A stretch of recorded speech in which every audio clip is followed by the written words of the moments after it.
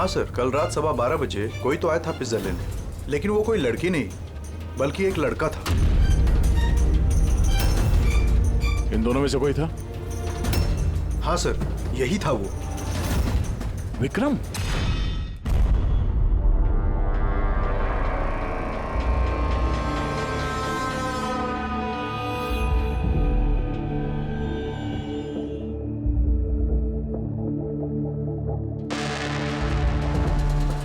चक्कर क्या है?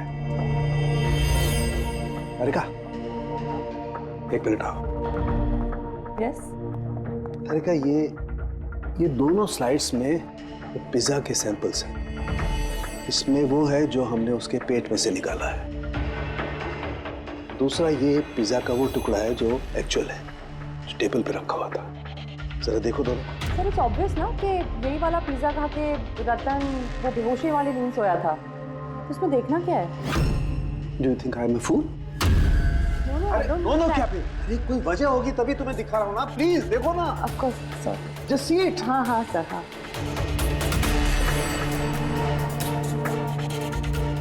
ये देखो।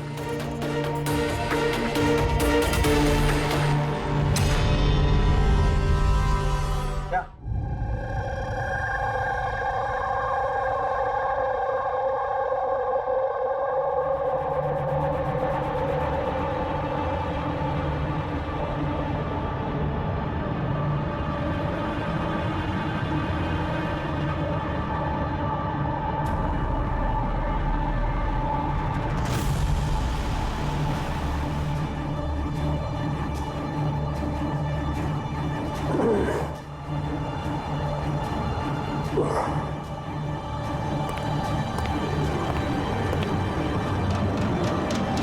कौन हो तुम? मेरे रूम में कैसे घुसी तुम? हाउसकीपिंग। अभी मैनेजर को फोन करके तुम काम से निकलवाता हूँ। सॉरी रतन सर, एक्चुअली आपके रूम का फायर अलार्म गलती से बज गया था। मैं चेक करने आया था कि कोई खतरा तो नहीं है। मैंने दरवाज़ा नॉक किया था पर शायद आप सो रहे तो इसलिए खोला नहीं, इसलिए मुझे मास्टर की यूज़ करके अंदर आना पड़ा। Are you fine? I'm fine. Go.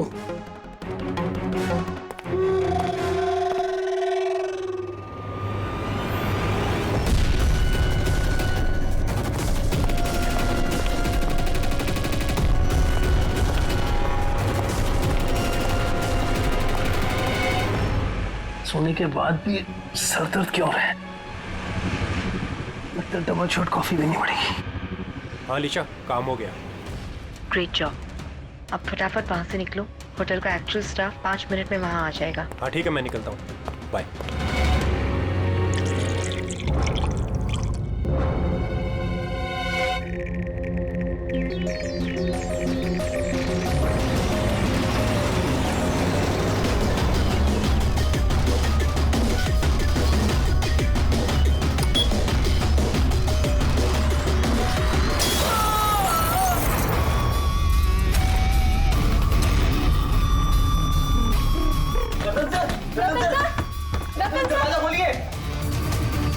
एक काम कर, मास्टर की से दरवाजा खोलते हैं।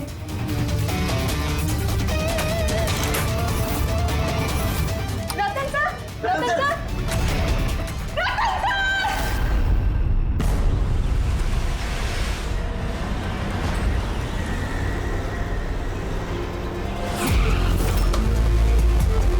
जिनका खून हुआ है उनका नाम क्या है? सर रतन जी, वो हमारे रेगुलर कस्टमर थे और वो बहुत ही बड़े फिजिसिस्ट भी थे सर। फिजिसिस्ट? जी सर। मतलब फिजिक्स में एक्सपर्ट है ये? जी sir.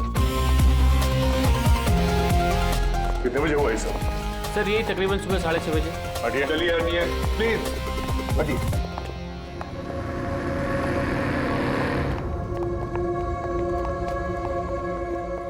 My God. My God. इसके छाती में तो इतने सारे डांस घुसे हैं। अगर इसकी मौत ये माइक्रोवेव ओवन ब्लास्ट होने की वजह से हुई है तो ये 1 2 3 4 6 डार्ट इसके शरीर में क्या कर रहे हैं? माइक्रोवेव ब्लास्ट नहीं हुआ है सर, यहाँ तो गन रखी हुई है। डार्ट्स पहले से ही गन में फिक्स थी। ऐसा लगता है इस रतन को मारने की अच्छी खासी प्लानिंग की गई है। क्यों मैनेजर साहब, पता भी है आपको क्या हो रहा है आपके होटल में? आपके होटल के गेस्ट को किसी ने मारने की प्लानिंग की, माइक्रोवेव में ये डार्ट लगाकर। सर मैं खुद सरप्राइज हूँ कि ये सब क्या हो रहा है। यहाँ तुम्हारे होटल के रूम में एक मर्डर हुआ है। इसकी जवाबदारी आपके होटल की है और आपकी। पर सर आप बताइए, हम अपने कस्टमर को क्यों मारेंगे? जोया तुम बताओ ना सर को। सर के चेक इन करने के पहले तुमने कमरा ठीक से देखा था ना? जी सर। सर पूछिए ना सर कल रात 11 बजे सर चेक इन किए थे होटल में। 10:30 बजे मैंने खुद चेक की थी कि सामान सब कुछ ठीक है कि नहीं, और माइक्रोवेव में उस वक्त कुछ डार्ट्स वगैरह नहीं थे।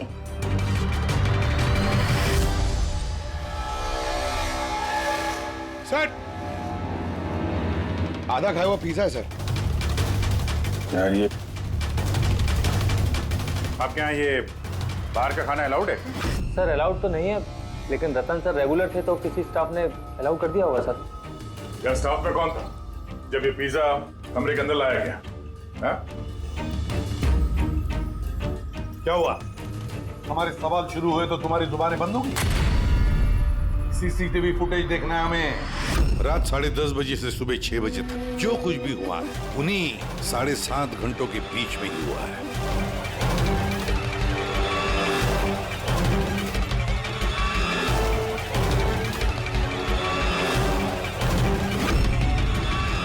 जोया 10:30 बजे रतन जी के कमरे में गई और 11:15 बजे बाहर आई 15 मिनट में।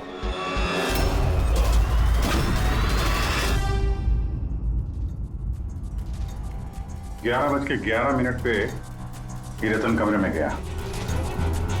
फॉरवर्ड करना जरा।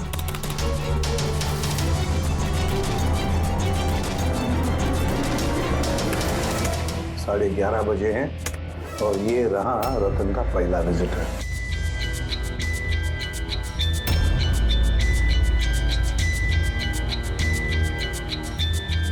अरे 5 मिनट में बाहर भी आ गया। काफी गुस्से में भी लग रही है कौन है?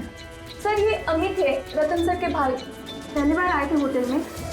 रतन जी तो मिलना भी नहीं चाहते थे इन्हें, पर इन्होंने जबरदस्ती करके रूम में घुस गए।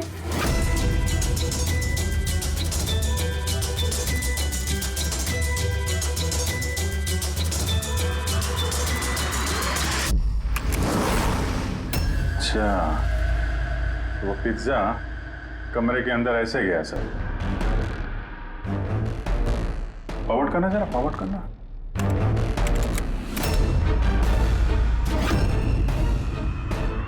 ये निकली स्टॉप 2 बजे। 12:30 बजे ये अंदर जाती है पिज्जा लेके और 2 बजे बाहर आती है। कौन है ये औरत? है सर इनका नाम शमिता है। ये रतन जी की बहुत खास दोस्त है। लगभग हर वीकेंड में आते हैं उन्हें मिलने के लिए।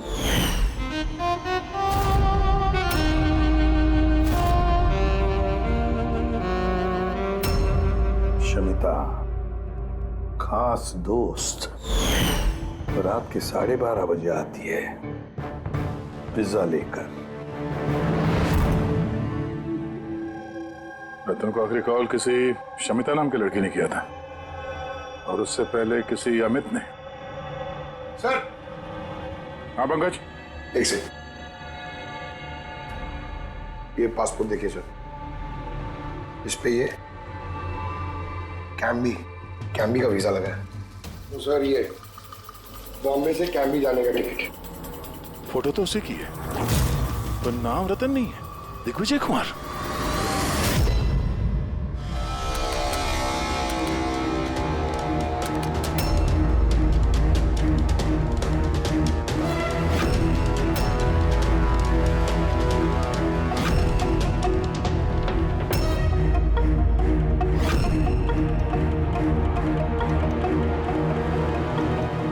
सुबह के 6 बजे होटल का स्टाफ मेंबर रतन के कमरे में जाता है और 6:30 बजे बाहर आता है। मतलब ठीक रतन की मौत से पहले। कौन है ये स्टाफ मेंबर? पता नहीं सर। क्या आप अपने स्टाफ वाले को नहीं पहचानते हैं? सर ये स्टाफ का आदमी नहीं है, मैं पता करवाता हूँ सर। मुकुल ये जाकर देखो ये आदमी कौन है। कोई नया स्टाफ आया है क्या? सर एक बात समझ में नहीं आ रही। ये रतन एक फिजिसिस्ट था, देश के स्पेशलाइज स्पेस प्रोग्राम पे काम कर रहा था। नकली पासपोर्ट बनाने की क्या जरूरत? वही तो, कोई किसी फिजिसिस्ट को मारने के लिए इतनी लंबी प्लानिंग क्यों करेगा?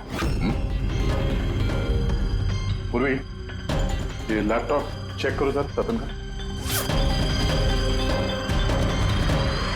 सर हाँ, मैंने सारा रिकॉर्ड चेक कर लिया। ये बंदा होटल के किसी भी डिपार्टमेंट में काम नहीं करता है, इवन वो स्टाफ का भी नहीं था सर वो मुझे लगता है वो बाहर का ही था। ये लो। कोई बाहर का अनजान आदमी आपके यहाँ आता है, होटल का स्टाफ बन के घूम रहा है, ये आपकी सिक्योरिटी है? हैं?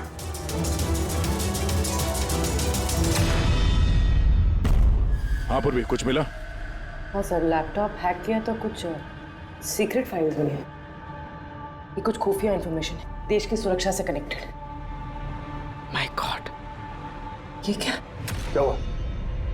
सर ये खुफिया इंफॉर्मेशन रतन किसी को बेचना चाह रहा था। ये देखिए, इस डील से रिलेटेड मेल्स भेजे उसने किसी को। ये देखिए, ये सारे हैं। एग्जैक्टली ये खुफिया इंफॉर्मेशन क्या है जो रतन बेचने वाला था? सर हमारे देश के बॉर्डर पे कितने जवान तैनात हैं, आर्मी के पास कौन कौन से हथियार हैं, फौज की टुकड़ियां किन किन एरियाज में और कहां पर नहीं, सारी जानकारी है इसमें। अगर ये इंफॉर्मेशन किसी गलत आदमी के हाथ लग गया तो देश की सुरक्षा को खतरा हो सकता है। सर ये मिलिट्री की कॉन्फिडेंशियल फाइल्स उसे मिली कहां से? ऑब्वियसली पंकज, किसी आम आदमी के पास ये क्लासिफाइड फाइल्स नहीं हो सकते हैं। ये क्लासिफाइड फाइल्स और ये डुप्लीकेट पासपोर्ट इस बात की तरफ इशारा कर रही है कि ये रतन कोई फिजिसिस्ट नहीं था, ये किसी दुश्मन देश का जासूस था जो अपना काम करने के बाद इस नकली पासपोर्ट के जरिए देश छोड़ के भागने वाला था हमेशा के लिए। ये तो एप्रन वगैरह निकाल के बाहर निकल गया सर। फोन पर भी बात कर रहा है। फोन पर भाई पार्टनर हो बात। रेडी, होटल के बाहर के जितने भी सीसीटीवी कैमराज हैं सबकी फुटेज चेक करो। सर जब तक इस अनजान स्टाफर का पता चलता है, ये शमिता और रतन का भाई अमित, इनसे पूछताछ करते हैं। सर ये रतन शायद फिजिसिस्ट नहीं था, दुश्मन देश का जासूस था सर। जासूस? हाँ सर, हमें उसके बैग से ये नकली पासपोर्ट मिला। उसके लैपटॉप में ये खुफिया फाइल्स है सर, ये देखिए। माय गॉड, तो फिर हमें जल्दी से जल्दी रतन के घर वालों से मिलना चाहिए और इस शमिता से भी। पता तो चले कि ये रतन फिजिसिस्ट था भी या कोई जासूस। एक तो अभी मेरे पति का खून हुआ है और अब सीआईडी वाले उन पर देश से गद्दारी का इल्जाम लगा रहे हैं। भाभी संभालिए अपने आप को। वैसे ही भाई साहब की मौत के सदमे से आपकी तबीयत खराब है। मिस्टर अमित, आपसे भी कुछ सवाल करना है हमें। आप लोग एक साथ एक ही घर में रहते हैं, तो कल रात अपने भाई के पीछे पीछे होटल रूम में क्या करने गए थे आप? मैंने ही भेजा था उन्हें वहां। तुमने भेजा? किस लिए? क्योंकि रतन भाई साहब पूरी प्रॉपर्टी अपने नाम करके हमें घर से निकालना चाहते थे। वसीयत के पेपर के साथ भी छेड़छाड़ की थी उन्होंने, और अपने भाई का तो उन्हें कोई लिहाज ही नहीं था। ये तुम क्या कह रही हो दिया? भाभी प्लीज। ये सारी बातें यहाँ पर हो सकती थी घर में, इसके लिए होटल में जाने की क्या जरूरत थी? सर लड़ाई झगड़ा करके हम घर का माहौल नहीं खराब करना चाहते थे, और रतन भाई साहब इस टॉपिक को कई दिनों से अवॉइड कर रहे थे, इसलिए मुझे लगा कि होटल में जाके बात करना ही ठीक रहेगा। मगर कमरे से तो तुम बहुत जल्दी वापस आ गए थे, इतनी जल्दी बात हो गई? सर होटल के कमरे में भी बात हो नहीं पाई थी। भाई साहब बहुत नींद में थे और थके हुए थे, इसीलिए चिड़चिड़े भी हो गए थे, और गुस्से में आके मैं भी वहां से निकल गया। इतना बड़ा घर है फिर भी होटल में जाके ठहरते थे हैं? सर रतन काफी इंट्रोवर्ट थे, उन्हें अकेलापन चाहिए होता था ताकि वो अपने काम में ज्यादा ठीक से ध्यान लगा सके। घर में भी होते तो अक्सर वो अपने कमरे में ही होते थे।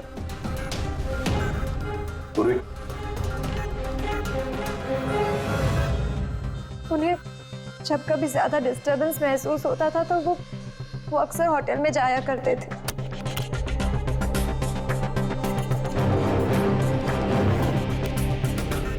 ये शमिता कौन है? शमिता? प्लीज कुछ कीजिए ऑफिसर। मैंने सुबह मिसिंग कंप्लेन दर्ज कराई थी, शाम होने वाली है, मेरी बीवी का कहीं कुछ पता नहीं चल रहा है। जीजू प्लीज रिलैक्स, शमिता दीदी मिल जाएंगी। क्या शमिता जी लापता है? जी। आप लोग?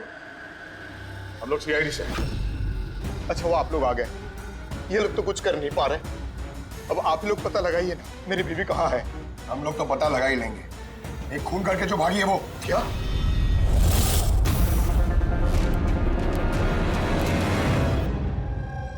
कहने के लिए तो रतन मेरे पति थे, लेकिन मैं उनके बारे में कुछ नहीं जानती थी। वो मुझसे कुछ भी शेयर नहीं करते थे। उनकी जिंदगी के हर पन्ने मेरे लिए राज से कम नहीं था। ये शमिता कौन है मैं कुछ नहीं जानती। मैंने ये नाम भी नहीं सुना। यहाँ तक कि वो क्या करते हैं, क्या काम करते हैं, मुझे कुछ नहीं पता। ये उस होटल कॉरिडोर की फुटेज। कल घर से कहाँ जाने के लिए निकली थी शमिता?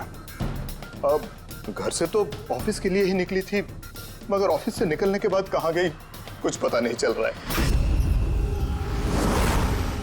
अच्छा कल डिनर में क्या खाया था रतन ने? प्लेन चीज पिज्जा।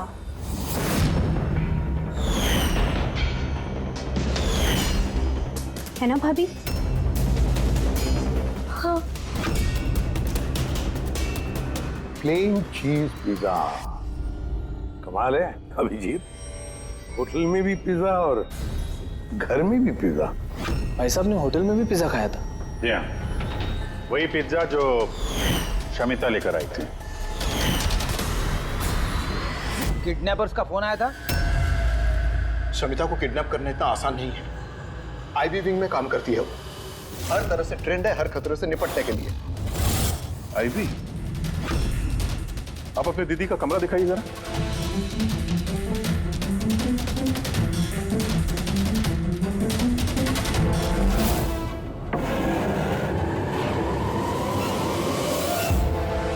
सर ये है दीदी का कमरा।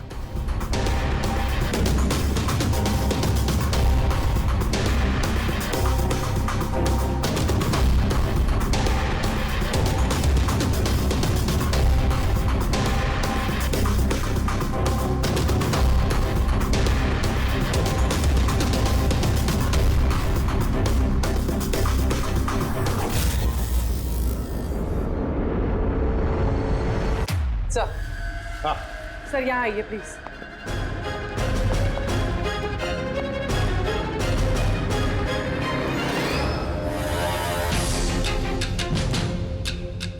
ये लो, कमरे के अंदर कमरा। सर इधर आइए। ये कंप्यूटर हैक हुआ है सर। एक काम करो, पूरे घर की तलाशी लो। गाड़ियां, विग्स, ओहो, प्रोस्थेटिक्स। अभिजीत देखा है सर? हाँ सर।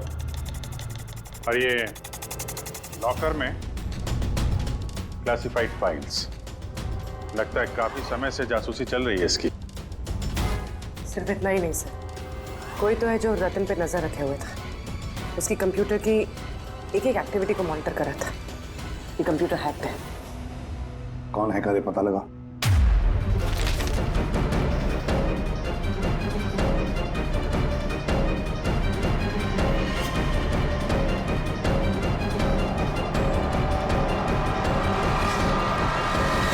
अब क्या कहना है आप लोगों को इसके बारे में?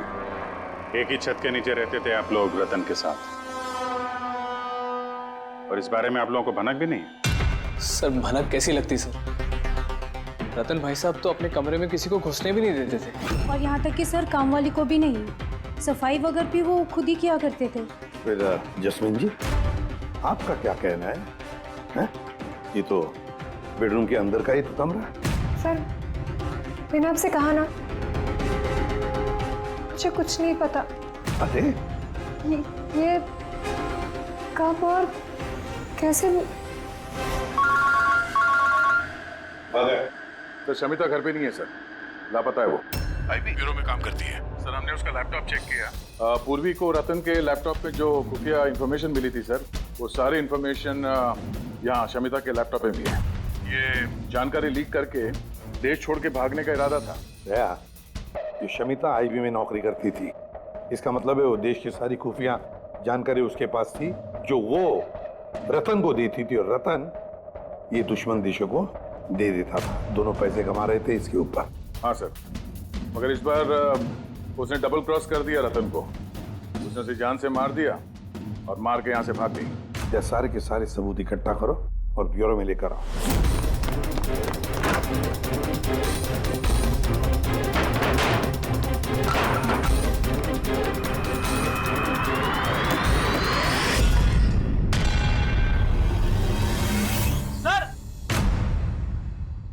सर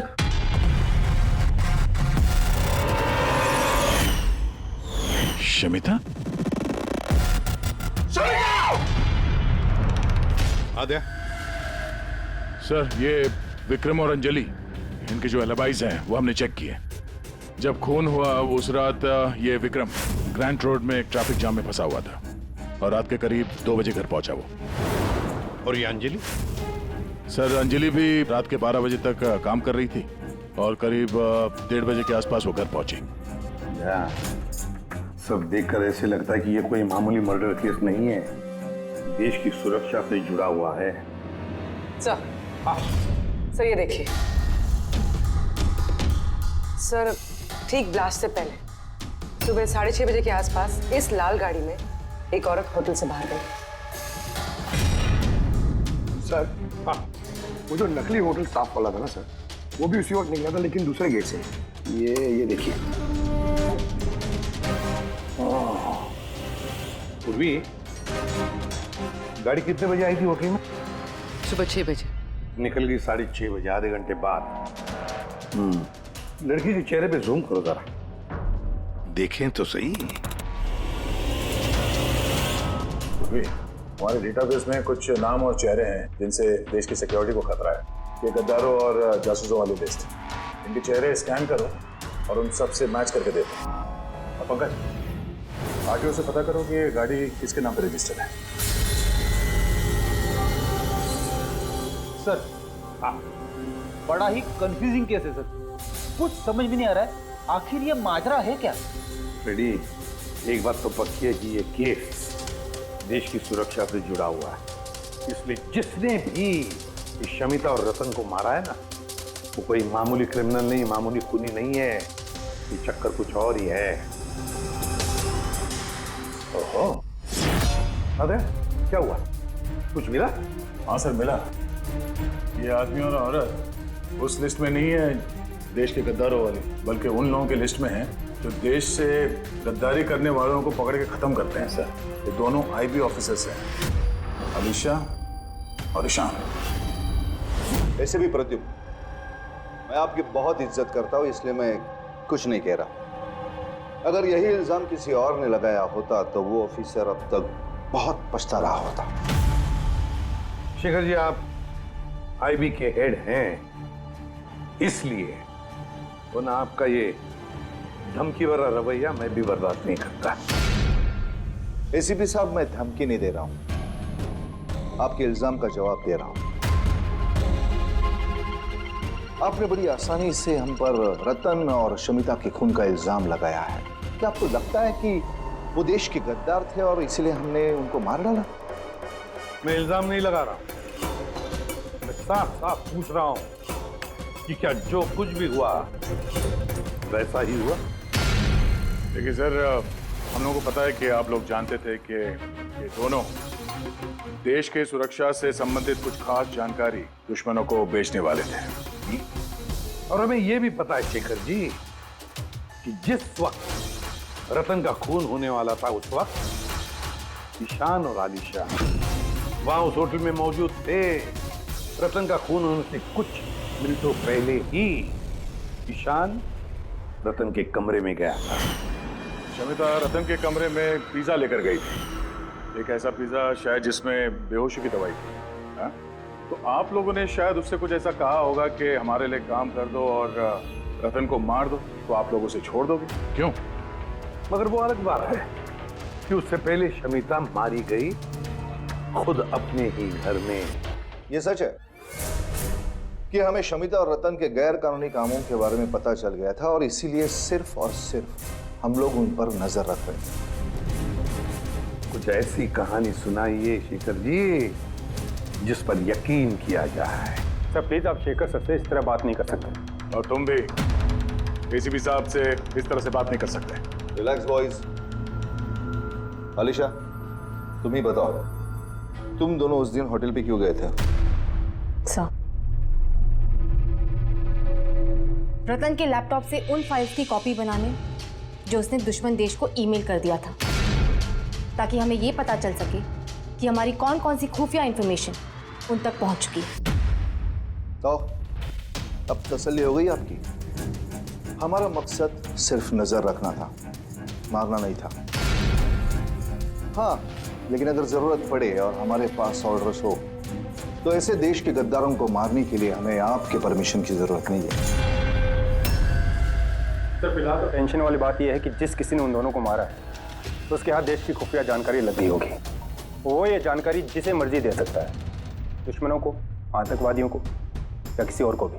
हाँ, अगर हमें वो इंसान मिल गया जिसने उन दोनों को मारा है और जिसके पास देश की खुफिया जानकारी है, तो हम उसे मारने में भी हिचकिचाएंगे नहीं। और हमें पूरा यकीन है कि आईबी के पहुंचने से पहले सीआईडी उस तक पहुंच जाएगी।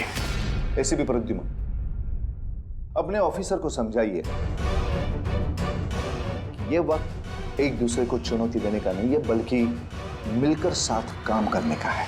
शेखर जी, देश की चिंता जितनी आप लोगों को है ना, उतनी ही चिंता हम सीआईडी वालों को भी है। लेकिन एक बात अच्छी तरह से याद रखना, जब तक ये मर्डर सुलझा नहीं जाता तब तक आप उस गद्दार तक पहुंच नहीं सकते।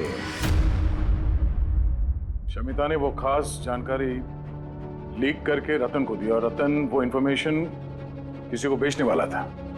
मगर इससे पहले कि रतन अपनी गद्दारी का काम पूरा कर ले, किसी ने शमिता को रतन के खून के प्लान में हिस्सा बना लिया। और अब अगर वो ईशान नहीं है तो जो कोई भी है सर, उसे जल्द से जल्द ढूंढना होगा कि उसी ने शमिता को भी मारा है। हाँ, बोलता हूं क्या क्या सारुण के, अब क्या नया चक्कर है तेरा? क्यों? जब हम लोगों ने अपनी आंखों से उस सीसीटीवी फुटेज में देखा है कि रात के 12:30 बजे समिता वहां होटल के कॉरिडोर में थी, तो तू कह रहा है कि वो समिता नहीं थी? कौन हो सकता है? रतन की मौत कैसे हुई? रतन की मौत हुई जहर की वजह से।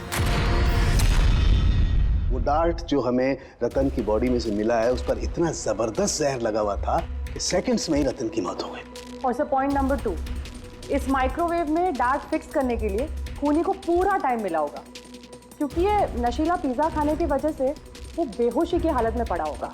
तो बस जो नशीली दवाई हमें पिज्जा में मिली है, उसी नशीली दवाई के ट्रेसेस हमें रतन के पेट में से। हाँ, अभी पूरे इंग्रेडिएंट्स को अच्छी तरह से चेक नहीं कर पाया हूँ, लेकिन यार सामने मैंने सब कुछ मान लिया, बस सब कुछ मान लिया, लेकिन पहले ये बता, इन सारी चीजों का शमिता के वहां होटल में ना होने से क्या कनेक्शन? बता रहा हूँ, वही बता रहा हूँ बॉस। शमिता डायबिटीज की पेशेंट थी, शक्कर की बीमारी। शमिता की मौत हुई है किसी मिलावट वाले इंसुलिन के इंजेक्शन की वजह से। और सबसे इंपॉर्टेंट बात, शमिता का मौत का टाइम है रात को 10 से 12 के बीच का। क्या? एग्जैक्टली। तो 12 बजे तक अगर वो मर चुकी थी, फिर 12:30 बजे वो हमें होटल में कैसे दिख सकती है? तो अगर शमिता ने रतन को नहीं मारा और अमित, ईशान और अलीशा ने भी नहीं मारा, तो फिर रतन को मारा किसने? और फिर वो फुटेज में जो औरत हमने देखी थी, अगर वो शमिता नहीं थी तो फिर कौन थी? शमिता। एसीपी साहब, आप शायद नहीं जानते कि मैं कितनी बड़ी टेंशन में हूं। अगर वो खूनी नहीं पकड़ा गया जिसने रतन और शमिता को मारा है, तो देश कितनी बड़ी मुसीबत में फंस सकता है, ये आप नहीं जानते। मैं अच्छी तरह से जानता हूं शेखर जी। बहुत अच्छी तरह से जानता हूं, लेकिन एक बात अच्छी तरह से याद रखिए, हम देश पर कोई भी आंच आने नहीं देंगे। उससे पहले ही हम खूनी को पकड़ लेंगे। सर, वो खूनी की आइडेंटिटी हमें वो ईमेल से मिल सकती है सर, जो रतन और सविता ने एक दूसरे को भेजा है। आपको कैसे? मुझे तो ये भी लगता है कि जरूर कोई आसपास वाला ही है जिसे शमिता और रतन इन दोनों की छोटी से छोटी आदतों के बारे में पूरी जानकारी थी। हाँ सर, जैसे कि सुबह उठते ही रतन का माइक्रोवेव में कॉफी बनाना और शमिता को इंसुलिन के इंजेक्शन पहुंचा देना, वो तो कोई पास वाला ही आदमी कर सकता है। और खूनी को ये भी पता था कि ये अंजलि और विक्रम रात 1 बजे से पहले घर आने वाले नहीं है। आखिर खूनी कौन हो सकता है सर? सर, एक बात समझ में नहीं आ रही सर। ये रतन और शमिता एक दूसरे को 2 सालों से जानते हैं, मगर गद्दारी करने का इन्होंने ये 3 हफ्ते पहले ही सोचा, ऐसे अचानक। हाँ सर, बात थोड़ी अजीब तो है। इन 3 हफ्तों के पहले इनका कोई रिकॉर्ड तो नहीं रहा खुफिया खबर के एक्सचेंज को लेकर। इस सबका इस तीसरे गद्दार से क्या लेना देना? We are running out of time. हाँ सर, हमने सारे सुरागों के ताले खोल दिए, लेकिन हमें वो दरवाजा नहीं मिल रहा जो हमें तीसरे जासूस तक ले जा सके। तीसरा दरवाजा है, ये तीसरा दरवाजा हमें उस जासूस तक ले जाएगा। कौन सा? उस दरवाजे का नाम है पिज़्ज़ा। पिज़्ज़ा वो औरत जो बड़े बड़े काले चश्मे और घुंघराले बाल का विग पहनकर घूमती है ना, शमिता बनकर, उसने उस दिन पिज़्ज़ा लाया बाहर से होटल के अंदर। और उसने ऐसा इसलिए किया क्योंकि उसे वो नशीली दवाई मिलानी थी पिज़्ज़ा में। अगर होटल में ऑर्डर करती तो उसे मौका नहीं मिलता और ना ही वक्त मिलता वो नशीली दवाई पिज़्ज़ा में मिलाने के लिए। और होटल वालों ने कुछ नहीं बोला क्योंकि वो लोग उसे जानते थे। दया, होटल दे रॉयल के आसपास इस पिज़्ज़ालो ब्रांड के पिज़्ज़ा की कितनी दुकानें हैं पता लगाते हैं, सब कुछ साफ हो जाएगा।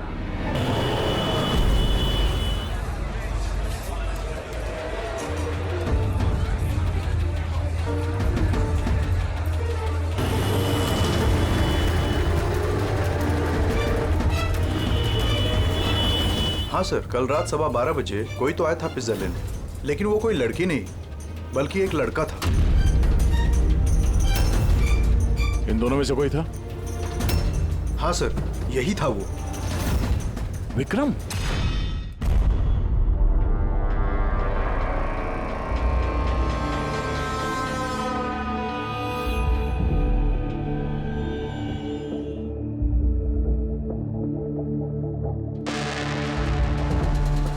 चक्कर क्या है? अरिका, 1 मिनट आओ। यस। अरिका, ये दोनों स्लाइड्स में पिज्जा के सैंपल्स हैं। इसमें वो है जो हमने उसके पेट में से निकाला है। दूसरा ये पिज्जा का वो टुकड़ा है जो एक्चुअल है, जो टेबल पे रखा हुआ था। जरा देखो दोनों। सर, इट्स ऑब्वियस ना कि यही वाला पिज्जा खा के रतन वो बेहोशी वाली नींद सोया था। उसमें देखना क्या है? Do you think I am a fool? No, क्या पे? अरे कोई वजह होगी तभी तुम्हें दिखा रहा हूँ ना। प्लीज देखो ना। Of course, sir. Just see it. हाँ सर, हाँ।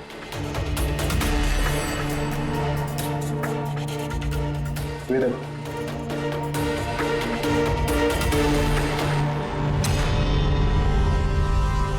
क्या? इसका मतलब रतन ये पिज्जा खा के दोष नहीं हुआ है? Exactly, वही दिखाना चाहता था मैं तुम्हें। क्या खाया होगा उसने?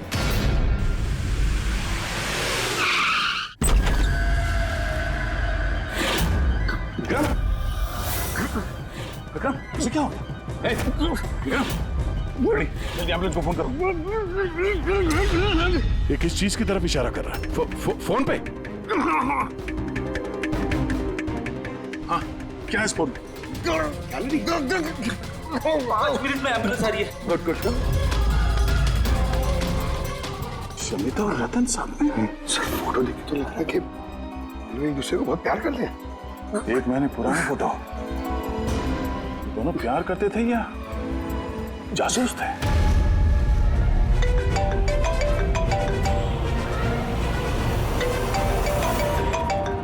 हाँ डॉक्टर साहब। अरे यार इस केस में तो नया ही पेज फंस गया। अब क्या हुआ? याद है वो पिज्जा जो रतन ने खाया था होटल में, जिसकी वजह से वो गहरी नींद सो गया। हाँ हाँ, वही पिज्जा जो वो नकली शमिता होटल के रूम में लेकर गई थी। यार यही कच्चा खा गए। दरअसल रतन उस पिज्जा को खाने की वजह से बेहोश हुआ ही नहीं। रतन बेहोश हुआ है किसी और चीज को खाने की वजह से, जो शायद उसने होटल में आने से पहले ही खा ली। होटल में आने से पहले? अभिजीत ने बताया था कि होटल आने से पहले रतन ने पिज्जा ही खाया था। अच्छा, कल डिनर में क्या खाया था रतन ने? प्लेन चीज पिज्जा, है ना भाभी? हाँ।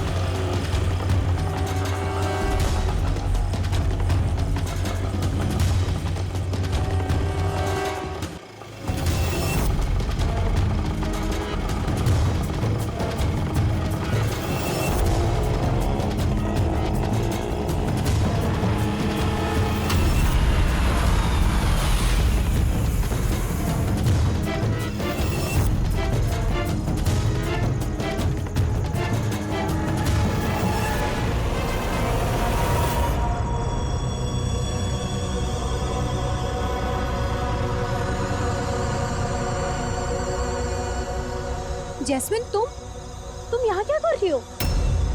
इन लोगों ने मुझे कुछ इन्फॉर्मेशन लाने के लिए कहा। मुझे कुछ पता ही नहीं उस इन्फॉर्मेशन के बारे में। इन्होंने कहा कि अगर मैं नहीं आई तो ये लोग मुझे जान से मार देगी, इसलिए मैं यहाँ आई हूँ। वो कौन तुम लोग? हम तीनों को यहाँ धोखे से बुलाने का मतलब? देश के साथ धोखा ना हो, इसलिए हमें कभी कभी मुजरिमों के साथ धोखा करना पड़ता है। आई बी विंक। आप लोग वही है ना जिन्होंने रतन भैया को मारा था? रतन को किसने मारा और किसने नहीं, इसकी सच्चाई जल्द सामने आ जाएगी। लेकिन दिया, अमित, एक और सच्चाई आना बाकी है। वो क्या? वो ये कि तुम दोनों को ये पता होना चाहिए कि तुम एक देश के गद्दार के साथ रह रहे हो, है ना जैस्मिन?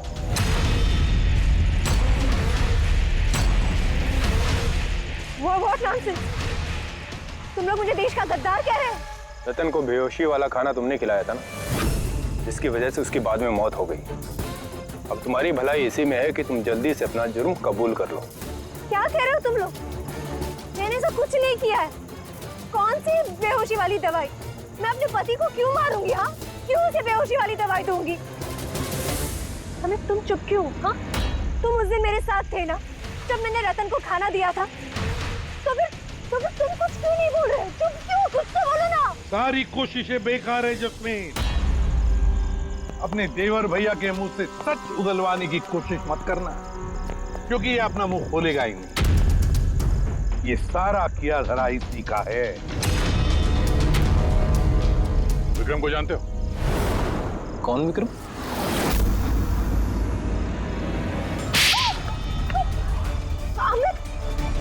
आप लोग इस तरफ।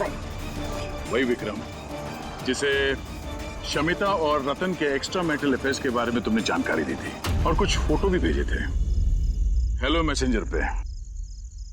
ये देखो, डिस्प्ले पिक्चर में तुम्हारा चेहरा है। कुछ याद है? ये क्या? शमिता और रतन के फोटोग्राफ्स विक्रम को हेलो मैसेंजर ऐप से जैस्मिन ने किसी और ने भेजा। अमित, देश को नुकसान पहुंचाने का मेरा कोई इरादा नहीं था सर। और ये सारा गद्दार जासूस वाला जो एंगल है, ये सब कुछ मेरा गेम प्लान था, ताकि मैं कानून को गुमराह कर सकूं। पूरी बात डिटेल में बताओ।